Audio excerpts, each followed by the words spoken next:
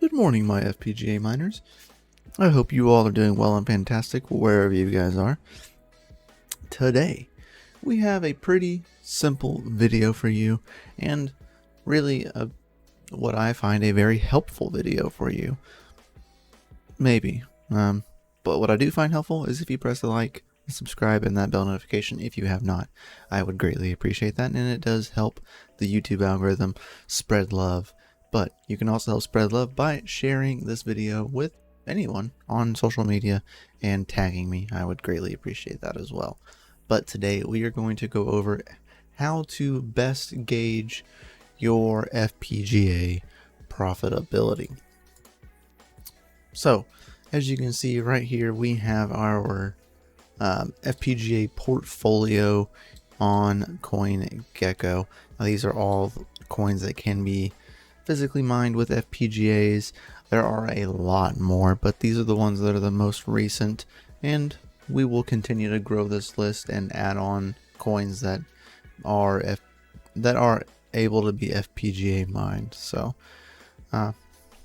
we'll continue to add this, but mainly this is the main list of things that can be touched by the E300s and the Superscalar K10. So these ones, NXL, SDR, I don't have full confirmations of these, but supposedly you can hash on them because they are just direct forks, and there's no change. You're just changing the coin.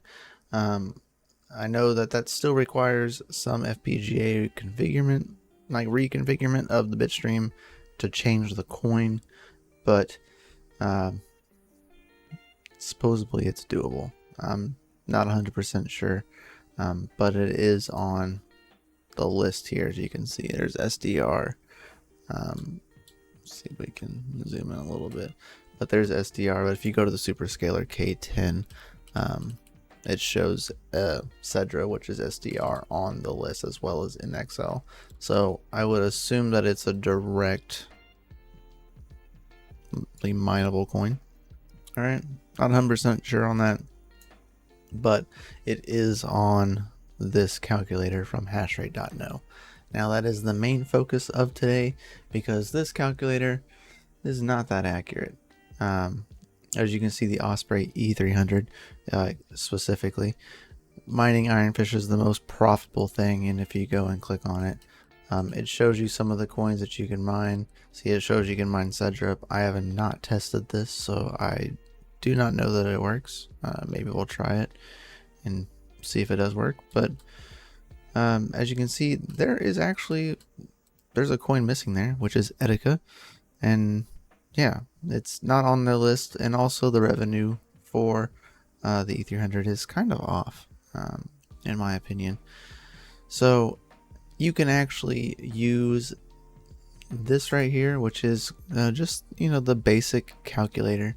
You can just click that and it gives you a list of all the coins that are mineable right now.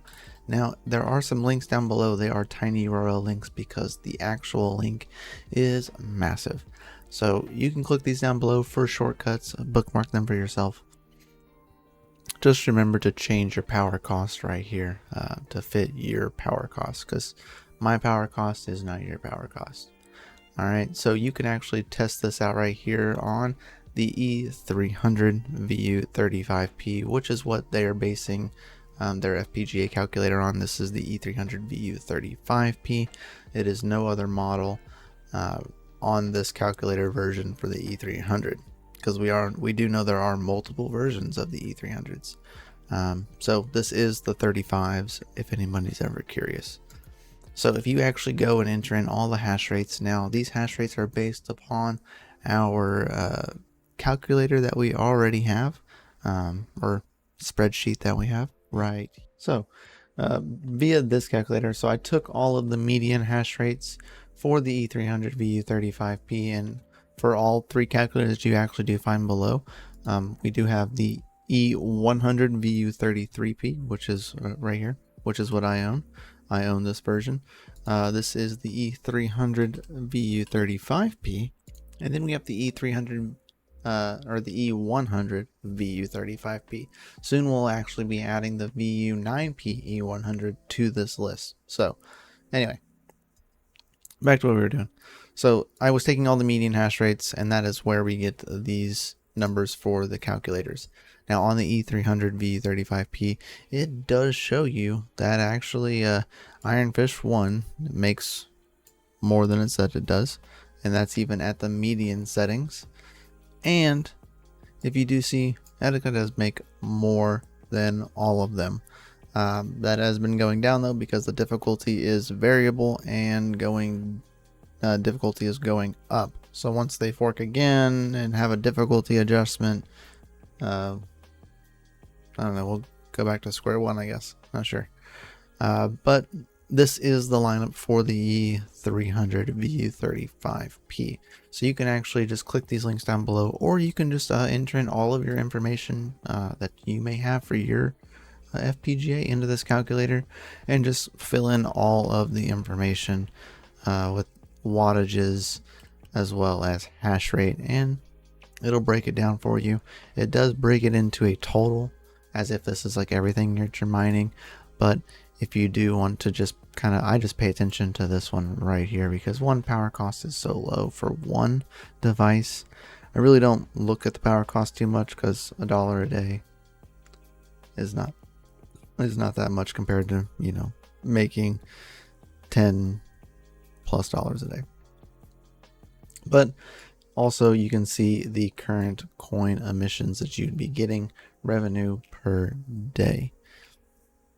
So that is pretty helpful. If you do want to enter in your ROI, you can actually even enter that in right here. And these are some tips, tricks that I have found helpful, and I hope that you find helpful. So do please drop me a comment down below, as well as like and subscribe to the video. I would greatly appreciate that. But you can leave a comment down below if this actually helps you or not, or if there is a specific one that you would just like me to go ahead and do. I am currently working on the K10. Since it's not my K10, I'm just taking data from what I have personally seen on the K10s. So if you do have a K10, you can reach out to me. Also, I do know someone that has one that I'm hopefully going to be getting some of that data from, and we'll be able to effectively add this calculator for that device as well. Not the biggest fan of them myself, but it's best to have the tools to help you all, right? Even if I don't like the device, it's to help you all. So much love, peace out. Remember, keep your hash rate so up, your watts down low. We'll catch y'all in the next one, guys. Much love, peace out, stay savage. Yeah.